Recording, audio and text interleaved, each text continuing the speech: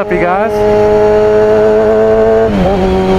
Heading out to River Cunt to go visit my buddy Chris again. That's usually only, as you can tell from now, that's mostly the only reasons I go to Riverside now. Kick it with my friends and shit. There's a little nip in the air, nipping my tip. On the road again. Just can't wait to get on the road again. Just can't wait to romp the Cali with my friends. I just can't wait to get on the road again.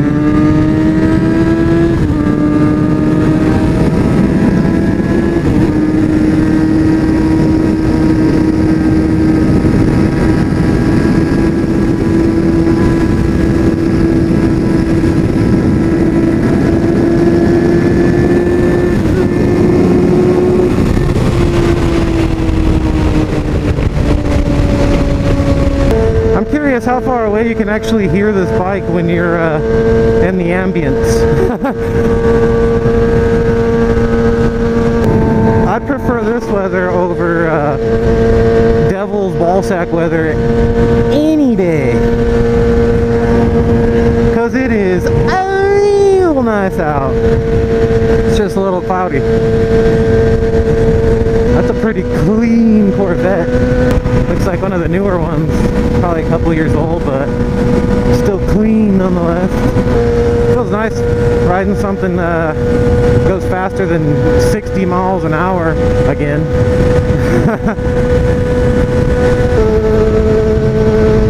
I got a funny story that I thought of the other day that I don't think I've ever shared with you guys, and it was a story of how my dad scared me with the cops.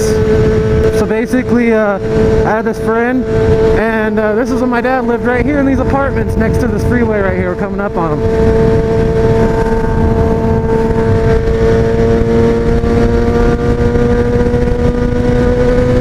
And I had this friend named Kyle.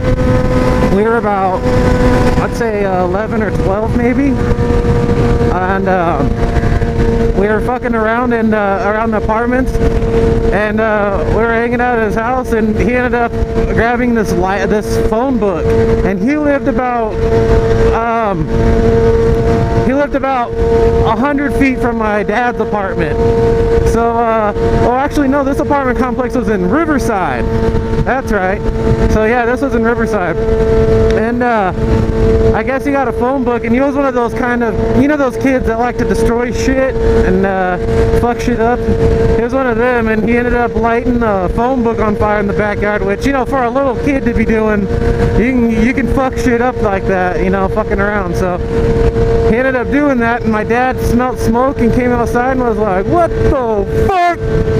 And then next thing you know, my dad called the cops and got them to like scare the shit out of me and my friends.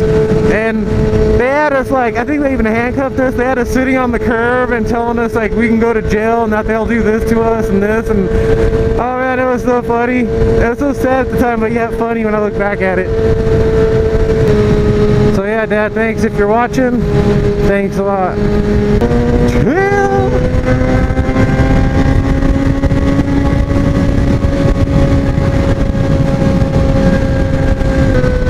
I'm glad to see the freeway moving so good.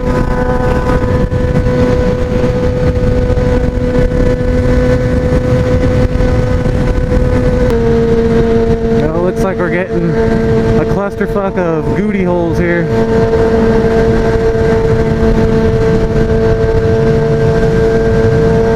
I can hear my bike screaming when I go next to cars. Like my pipe bouncing off the car's sugar walls.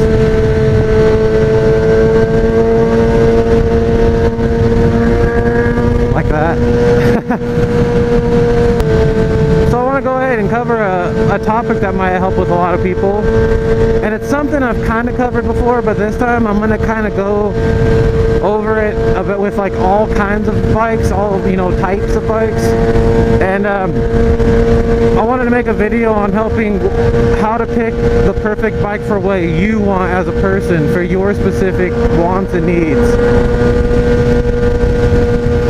And it's because the reason I say this is, you know, after having a dual sport and a street bike, and you know, I still haven't even really experienced all types of bikes. You know, there's sport touring bikes, there's you know, all ranges of sizes with you know, off-road bikes and shit, and dual sports.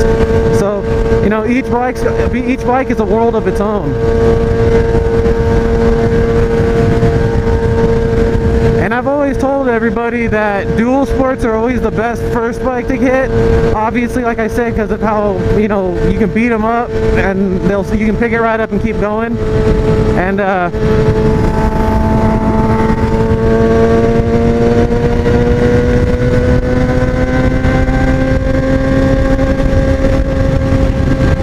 but you know, some people like street bikes. Some people like to go quick and have that power under their booty hole.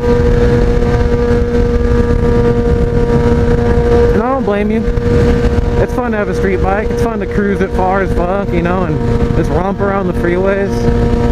And then it's equally fun to romp around stairs and be a hooligan, ride dirt, ride trails, explore. Like, there's so much more to explore with the dual sport. Like, if you guys saw, like, I went to Santa Monica with that bike just because, yeah, I can go in this bike cruising like I'm doing 87, 88, 90, whatever.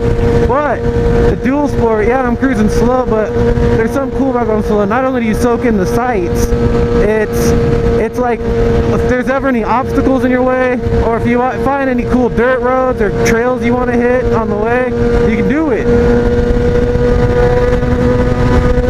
It gives you the option to ride any terrain and have some fun. So what I wanted to get to is, for instance, say you want to pick a dual sport. Now, what do you want out of the dual sport? You want to have gobs of power? You want it to fucking lift the front wheel up in every gear? You know, if you want that, that's when you have to compensate for the size of the bike, if you even care about that. It probably won't be nowadays with the newer bikes. It probably won't be enough to like really hurt you, but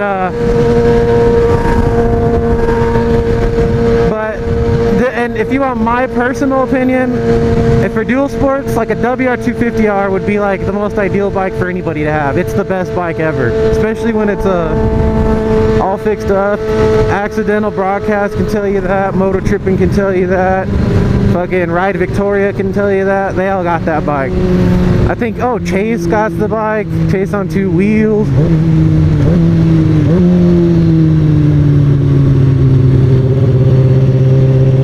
And oh, and then even Riding with Tom joined the WR250 train. So yeah, so as you can tell, just from all those motovloggers alone, they all have it. So that goes to say a lot. You know, it's a really nice bike.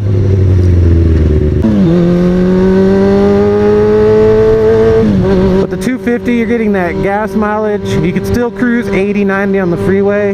My little DR200 doesn't rumble or shake or do anything. That thing was smooth as fuck. So if that's as smooth as it is, I can only imagine the WR250R smooth. I rode my buddy's WR250F, which isn't the exact same thing. It's similar, but even the motors are different. But it's a sense of what it is, and I gotta say, it's solid as shit. Beautiful bike. I definitely wanted to pick one up, you know, when I can afford one. It'll be a hard decision for me though, since I have my little 200. I might just give me a 450, like the WR450F. The one Garden Snake actually has, for instance. I love the shit out of that bike. And then if I want to have a smaller one, then I'll ride my little 200.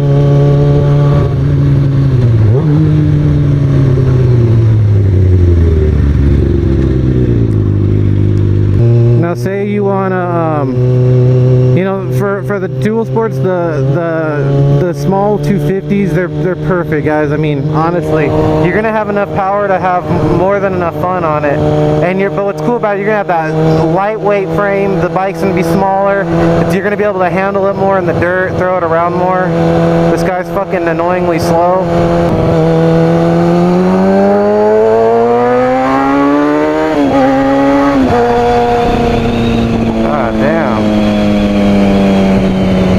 Like fucking 2 miles an hour and shit.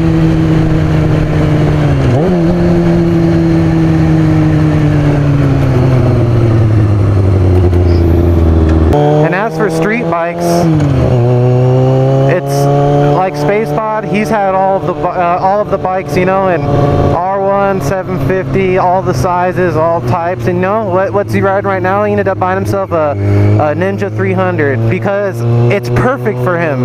Size, fuel distribution, all that. Every time I get here, Chris is always fucking digging his dog. Man, my bike's fucking sexy.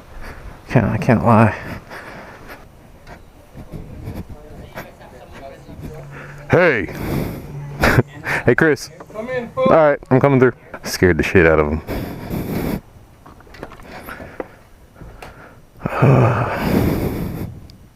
It's nice in here.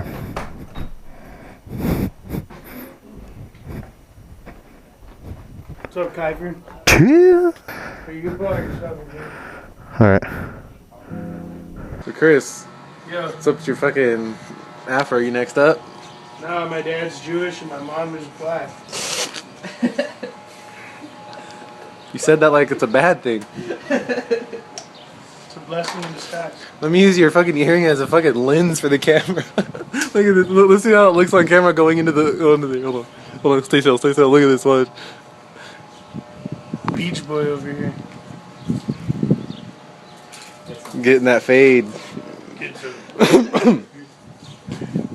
haters go hate. Looks like that's the haircut everybody gets right out of basic training. Spinelli. Ooh, look at this. Look at this sexy thing over here, though. Oh man, look at that. Oh yeah. Hey, man. That's all I got for exhaust. Therapeutic. I come back worse.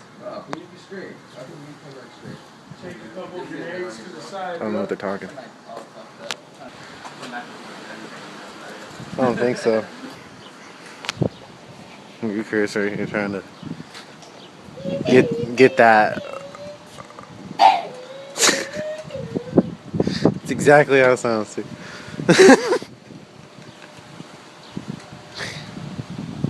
Is that your little G ride when you go to the store? Hell yeah. I go everywhere, dude. I'm on that bitch. Trying to get an engine for it, actually. What, and attach it to it? Yeah. Hey, look up the electric motors. They got those shits. Gas, dude. Actually, yeah, gas probably would be better. Dude, Dustin's went almost 60 miles an hour for it. Had a little 80 on it. Dude, there's one that goes like. Man. It was a two-stroke? Yeah. Like, did he have to put the oil in with the gas? Yeah, dude. Yeah, that'll have the power It to went so push that fucking shit. fast, Yeah, dude. that'll 80 You used for to take it on the freeway and take it over to MoToVlogging, dude. 80 for a frame. That's like, you know, what is that? That 10 light? pounds? Yeah, that's a lot of power. Because they have 80 motorcycles. The only sketchy thing is you have to buy like tires and shit. Well, little bigger tires, yeah. No, Those will be fine for the road right there. Extra ones though. Because you don't want them to pop out on you when you know they're starting to wear. You better just switch them out. Yeah, I wouldn't want to hit those up going like 80 on the road. I want to blow out going like 40 or 50 miles an hour. What's up, guys? We had plans to barbecue, but I heard it's raining in San Bernardino, so I gotta go ahead and flip this bitch around. Go ahead and head on back, because I ain't trying to get all soaking wet like a hooker's booty hole.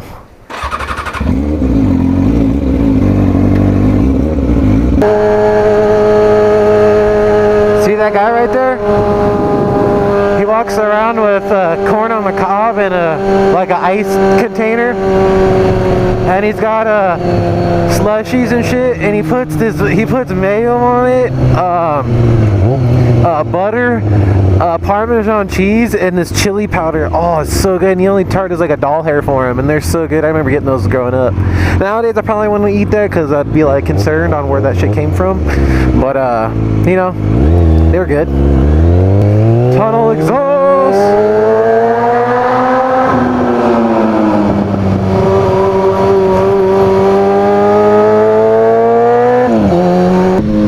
So back to our bike subject on picking the perfect bike for you. Last time we left off on my opinion, you know, of dual sports, how especially for guys getting their first bikes, dual sports perfect.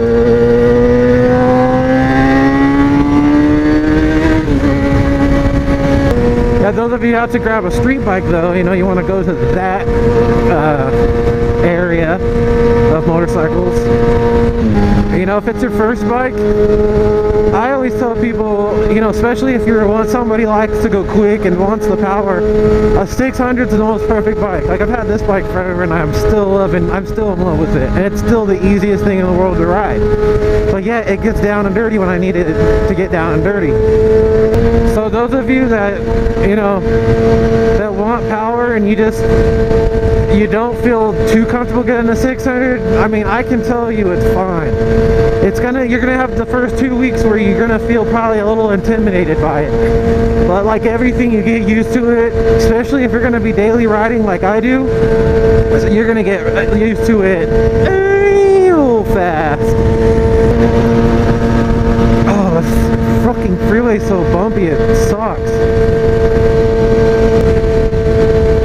But yeah, for the starter bikes, 600s and the 300, even the 250, 300 or 250, no matter what, who you are, don't forget. And you have my word on this, you're gonna outgrow it. As in, you're gonna get to the point where you're gonna be able to just handle that thing like it's a little bitch. And for some of you, that might be a problem. And fucking traffic.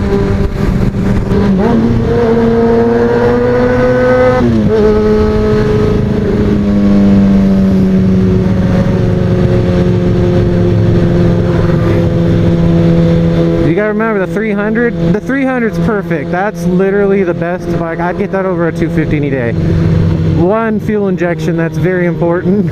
I know that because my DR200's carbed and this is fuel injection, and it's a world of difference. This bike can be sitting for like a month, and I click the button, and with all these miles it has on it, you know, I'm running like 68,000 miles.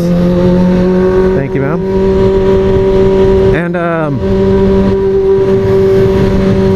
And it still starts up for me every time. She's a good bike, man. The 636 is a beautiful bike. This is literally a bike that I wouldn't mind having for the rest of my life. I literally have zero complaints about this bike. There's not one thing I would change about it. Not in the looks, performance, anything whatsoever.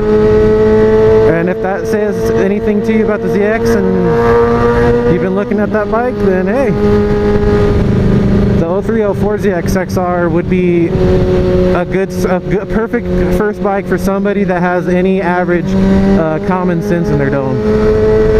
Someone that won't be stupid and try to go as fast as they can, take corners as fast as they can as a newcomer. You know, somebody that knows how to use the power within their limits.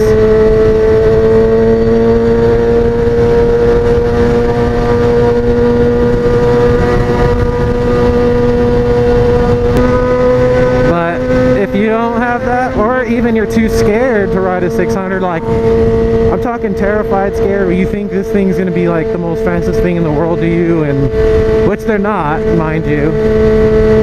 You know, most 600s, they can power wheelie in first and second or whatever, but you gotta remember, that's you cranking the throttle from closed to open and an instant, and like making the bike do that. But you riding this thing like a normal bike, it's gonna be the best thing in the world for you. You can drive this thing slow and kick it and keep it at low revs, get good gas mileage. I mean, it's a beautiful bike.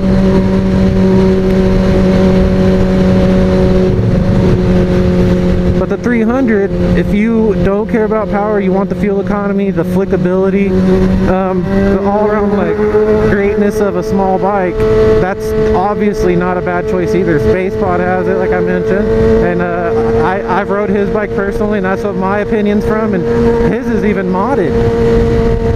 And I mean, I love that bike because it has all the perfect cruising speeds you need. You can cruise fast if you want to. It's got pulling power, overtaking power, cheap, off the shelf. It's a cheap brand new bike, you know, for the most part, for people that can afford buying a brand new bike in general.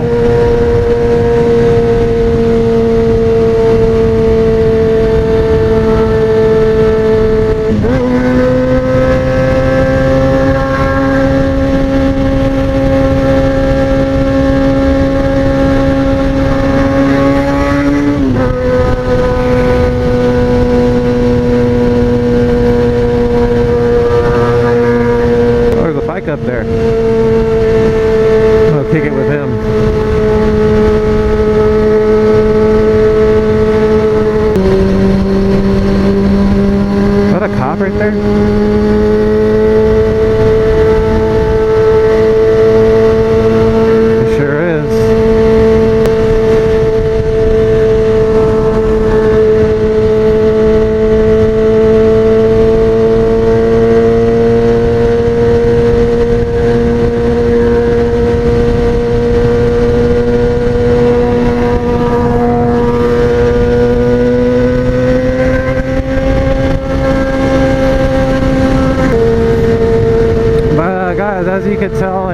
600s. They're perfect bikes for starters. It's hard for me to really say much more about them besides, you know, insurance is going to be cheaper probably in your smaller one, and reg and all that shit.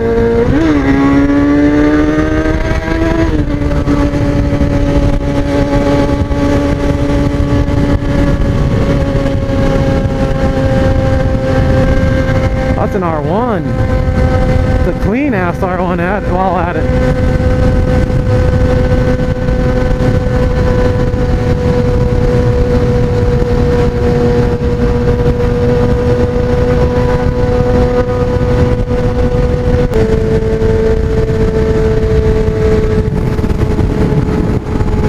It's a nice ass clean bike.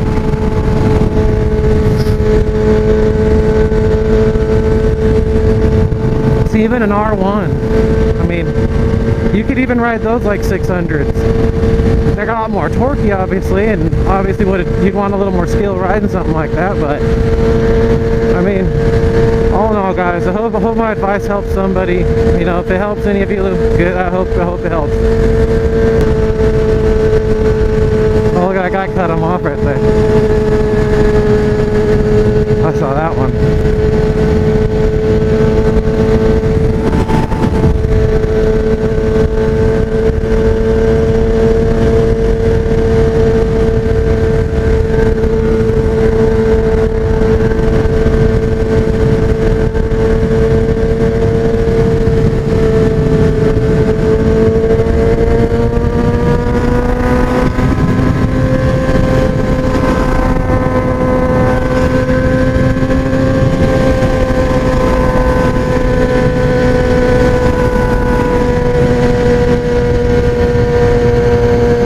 I smell the rain. Which way you going, Van, you dickhead?